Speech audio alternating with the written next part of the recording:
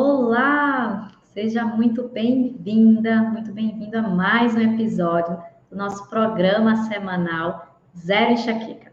Aqui a gente discute as estratégias para você ter um controle eficaz e duradouro das crises de enxaqueca. Sou a doutora Ilana Falcão, sou médica neurologista e nesse episódio a gente vai dar uma visão geral do que é o tratamento da enxaqueca. Porque eu recebo muitas dúvidas, algumas pessoas falando sobre o tratamento medicamentoso, tratamento não medicamentoso, se dieta melhora, se não. Então, eu encontrei uma certa dificuldade das pessoas entenderem, de fato, o que é a enxaqueca. Porque talvez a gente tenha uma visão mais restrita do que seja. Então, essa aula de hoje, a gente vai ampliar nossos conhecimentos sobre enxaqueca e você vai entender, de fato, como conseguir alcançar um controle eficaz e duradouro, tá bom? Então, eu vou dividir aqui, vou compartilhar o meu computador, o slide, porque vai ficar mais fácil de entender, mais visual. Então, deixa eu ver aqui. Se está compartilhando.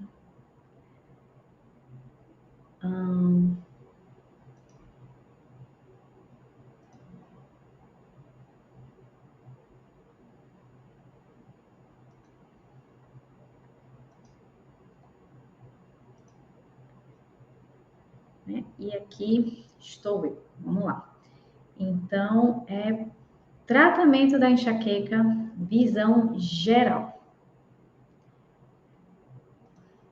Então, o que a maioria das pessoas entende ou tem a percepção do que é enxaqueca é você ter uma crise de enxaqueca e você fazer o tratamento com remédio.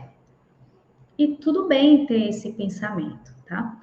Algumas pessoas conseguem um pouquinho além, conseguem identificar um gatilho, né? Um fator desencadeante que levou a ter uma crise, e na crise eu quero sair dessa crise, eu não quero ficar sentindo dor, nem os outros sintomas, então eu vou fazer um tratamento com remédio. Esse pensamento não está errado, mas ele está incompleto. E você entender toda a sequência que acontece é essencial para você alcançar um controle eficaz e duradouro da enxaqueca. Então, é exatamente isso que a gente vai falar hoje, nessa linha do tempo que eu chamo de raiz, né? Realmente a causa base, a raiz. A planta não tem a raiz que sustenta ela, então a gente vai na causa base da raiz da enxaqueca. Então, em vez de pensar assim, tem um gatilho, tem uma crise e trata com remédio, a gente vai ter uma visão maior que existem outros processos e fatores no meio entre um gatilho até chegar a uma crise, tem várias outras coisas que acontecem, e entre uma crise e usar um remédio, tem várias coisas que eu posso fazer antes também, certo? Então, esse processo é um processo em camadas. Então, você entendendo a primeira camada, a mais superficial, você vai aprofundando os seus conhecimentos. Então, é feito um funil. Você tem um conhecimento geral, e cada vez mais você tem depois o conhecimento específico para alcançar um controle duradouro e eficaz. Tá bem? Então, na linha do tempo, qual é a primeira coisa que acontece? É você nascer. Então, o primeiro fator é o fator genético. A enxaqueca é uma doença genética hereditária.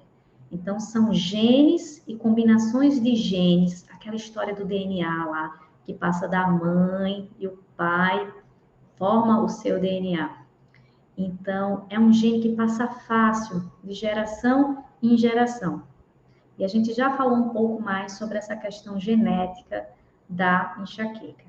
Então, primeiro, você já nasceu com aquele sistema de dor mais hiperreativo, mais protetor.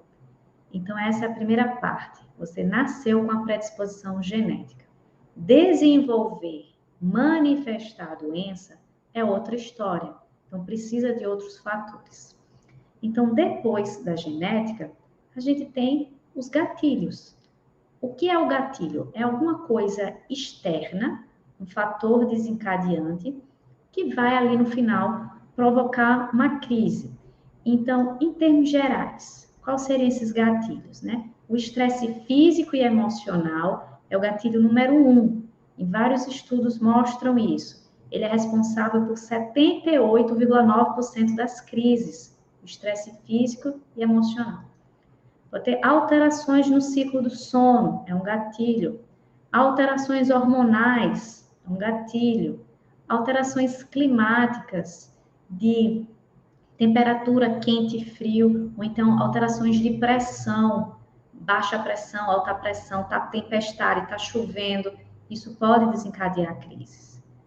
E ficou a minha carinha aqui no meio, mas é alimentos aqui também como um gatilho, tá? Então, eu posso resumir todos esses gatilhos apenas um, que é o estresse.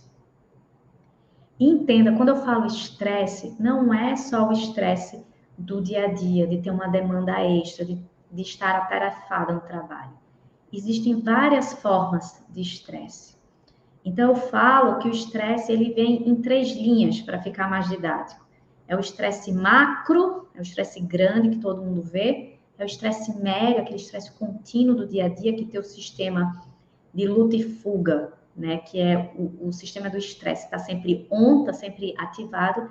E o estresse micro é o estresse da célula, ali do neurônio, aquela célulazinha, ela está sofrendo com alterações. Então, todos os gatilhos, eu posso dizer que eles se resumem a um só, que é do estresse. Então, quais são as causas de estresse? A demanda extra no trabalho, uma doença na família, o carro quebrou, não tenho dinheiro para pagar esse boleto. Isso tudo deixa o seu sistema de estresse ativado e ele está muito associado à área de dor e de medo. Então, o estresse contínuo, aquelas tarefas que nunca vão parar de acontecer. A irregularidade das refeições é um fator de estresse para o corpo.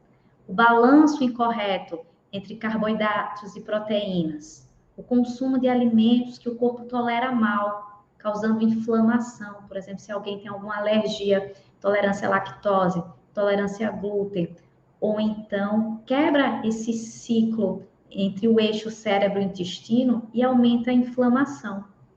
Irregularidade na quantidade e na qualidade do sono é uma causa de estresse. Um trauma, quebrei a perna, é uma causa de estresse. Uma infecção é uma causa de estresse. Medicações são causas de estresse para o corpo. Outra doença, né, uma doença autoimune, uma doença genética que está ali ativa ou subclínica, vai também causar um estresse.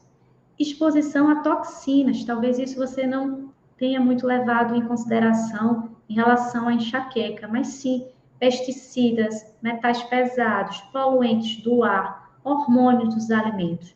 Tudo isso são causas de estresse, tá bem?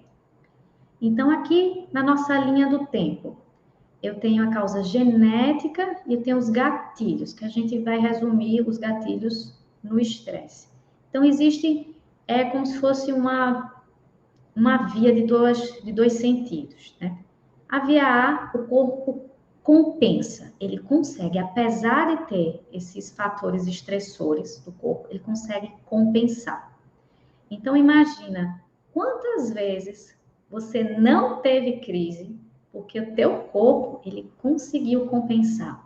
Talvez você nunca parou para pensar nisso. Porque o corpo da gente, o cérebro, ele é inteligente. Ele vai lançar a mão de mecanismo para você não ter crise, para você não sofrer, tá bem? Então, na maioria das vezes, no começo, ele conseguia compensar. Mas chega um momento que o cérebro não compensa, o corpo não compensa mais esses gatilhos, esses fatores estressantes. E por que o corpo não consegue compensar mais? Porque ele não tem suporte físico, nutricional e mental para compensar. Ele atingiu ali o limite.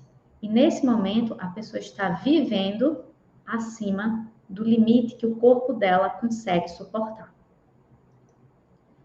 Então, quando o corpo não compensa, a gente vai para o outro degrau, que tem o estresse oxidativo das células. Então, as células, que é a menor unidade funcional do corpo, vamos pensar assim, ela também sofre. E eu acredito que vocês já escutaram falar de radicais livres, estresse oxidativo. Isso tudo são alterações que acontecem na célula e ela não consegue funcionar direito.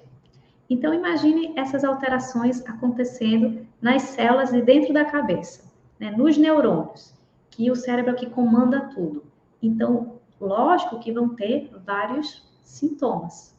Então, quando o corpo não compensa, as células também não compensam, começam a funcionar de forma diferente. Tem prejuízo. E quando isso acontece, esse desequilíbrio, aí surge a crise de enxaqueca. Então, a crise de enxaqueca é o resultado de uma série de eventos que aconteceram antes, em que o equilíbrio neuroelétrico, químico do cérebro foi interrompido. Então, a crise não aconteceu ali naquele dia só por causa de uma coisa. Não, várias ações aconteceram antes. E é isso que a gente precisa ter a visão geral dessa linha do tempo da crise de enxaqueca. E se isso acontecer frequentemente?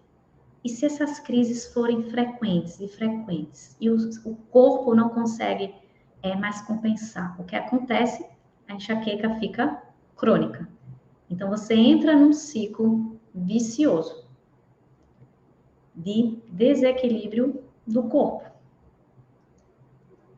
Então, aqui, ó, o número 6, a enxaqueca fica crônica. E depois que ela fica crônica, tem muito impacto em todos os aspectos da vida da pessoa. Pessoal, profissional, social, financeiro. A enxaqueca influencia demais a qualidade de vida de uma pessoa, tá? Então, o que eu quero dizer é que para cada fase dessa sequência é possível intervir para impedir de chegar na fase seguinte. E é isso que o curso Raízes da Enxaqueca traz. Soluções para cada fase. Então, aqui na linha de cima azul, a gente tem a linha do tempo da enxaqueca. E abaixo, a verde, vão ser as soluções.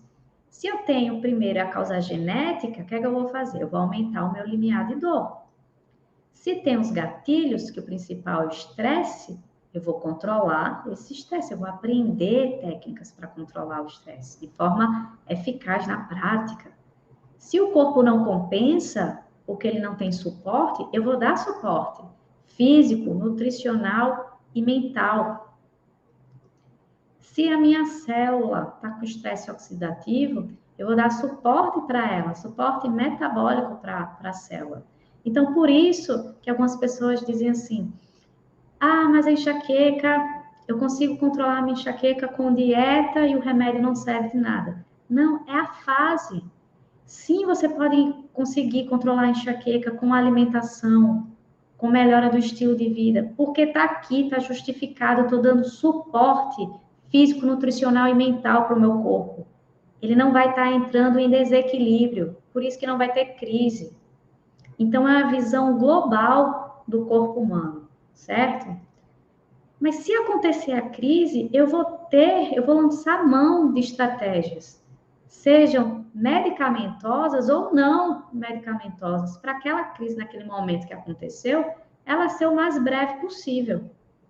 Entendeu? Então, se eu tenho crises frequentes, enxaqueca crônica, o que é que eu posso fazer? Eu vou controlar os fatores que cronificam. Eu vou controlar o excesso de analgésico. Eu vou avaliar o controle das outras doenças que podem estar interferindo, por exemplo, comorbidades, que a gente chama de as outras doenças. Eu vou quebrar o ciclo de dor e medo. Eu vou criar novas vias menos dolorosas, menos ativas dentro da cabeça. Então, essa questão do cérebro e da mente, do corpo e da mente. Porque a dor, a dor não é só uma coisa física, ela tem outros fatores. Ela é biofísica, né? Biopsicossocial. Então, o psicossocial interfere e muito no controle da enxaqueca. Então, a gente vai conseguir quebrar esse ciclo de dor. E se eu tinha muito impacto na minha vida, quando eu consigo controlar a enxaqueca, a pessoa fica no comando. Ela volta a se sentir bem. Ela tem mais qualidade de vida. Então, era isso que eu queria mostrar para vocês, essa sequência. Então, quando você tem clareza da sequência, você pode intervir em qualquer um desses fatores, desses degraus que acontecem, tá bem? Espero que eu tenha sido clara. Se ficou alguma dúvida, é só comentar aqui abaixo. Então, valeu e até o próximo episódio.